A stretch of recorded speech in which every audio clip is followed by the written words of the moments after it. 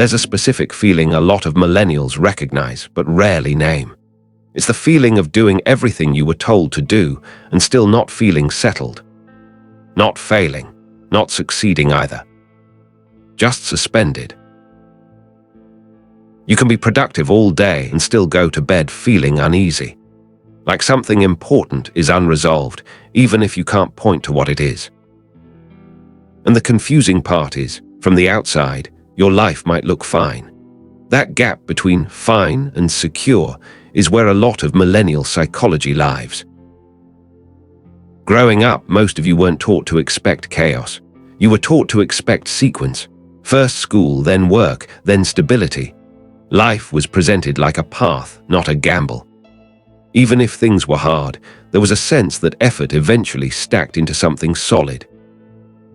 Then adulthood arrived, and that assumption quietly collapsed. Not in one dramatic moment. More like a slow realization. Jobs didn't feel permanent. Money didn't stretch the way it used to. Plans required constant revision. And the future stopped feeling like a destination and started feeling like a moving target. So instead of building a life, you started managing one. That difference matters psychologically.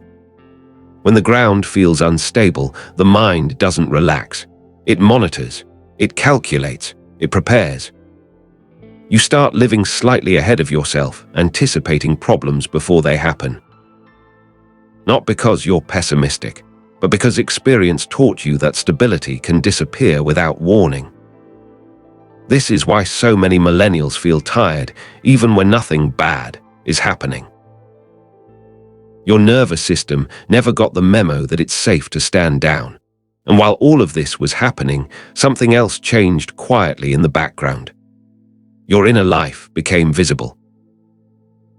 You didn't just grow up, you did it online. Every phase archived. Every transition compared. Even when you weren't trying to compete, you were constantly exposed to how everyone else was doing. Who was ahead, who looked confident, who seemed to have figured it out already. Before, comparison had limits. Now it doesn't. So you started measuring your internal confusion against other people's external certainty. And when those didn't match, you assumed you were behind. That's where self-doubt starts multiplying. Not because you lack ability, but because you're evaluating yourself inside an environment that never stops ranking people, even subtly. Likes, titles, timelines, visibility. Worth became abstract, but constantly reinforced. So you learned to present competence even when you didn't feel it. To appear stable even when you were improvising.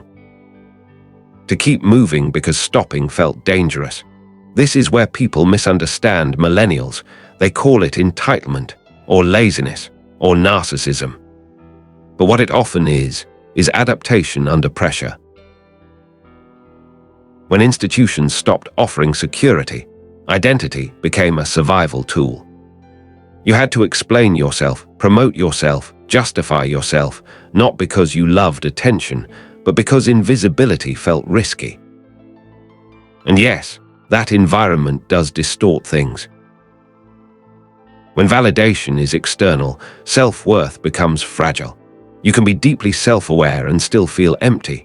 You can understand your patterns and still repeat them. Awareness doesn't automatically calm the body. A lot of millennials know why they feel the way they do. They just don't know how to feel safe enough to stop. That's especially true around rest. You were raised in a culture where being busy meant being valuable, where slowing down felt like falling behind. So even when you try to relax, your mind stays alert. Rest feels unproductive. Stillness feels uncomfortable. Burnout doesn't show up as collapse. It shows up as numb efficiency. Doing what needs to be done without feeling connected to it. And this pattern didn't start in adulthood. Many millennials grew up in homes where emotional safety was inconsistent, not always abusive, just unpredictable. Parents stressed, distracted, overwhelmed. Love existed, but attention didn't always land, so you learned to adjust, to be low maintenance, to earn approval. to sense moods early. That kind of childhood trains you to be perceptive and hyper-responsible. As adults, that turns into people-pleasing, overthinking, difficulty resting, and complicated relationships with closeness. You want intimacy, but you don't want to lose yourself inside it. That's why commitment looks different for this generation. It's not avoidance, it's caution. You saw what happens when people stay together without emotional alignment. When stability exists on paper, but not in the room. So you hesitate, not because you don't care, but because you care enough to be afraid of repeating something hollow. At the same time, you're the first generation to openly talk about this stuff. You name anxiety, you question patterns, you go to therapy. You break silence that used to be normalized.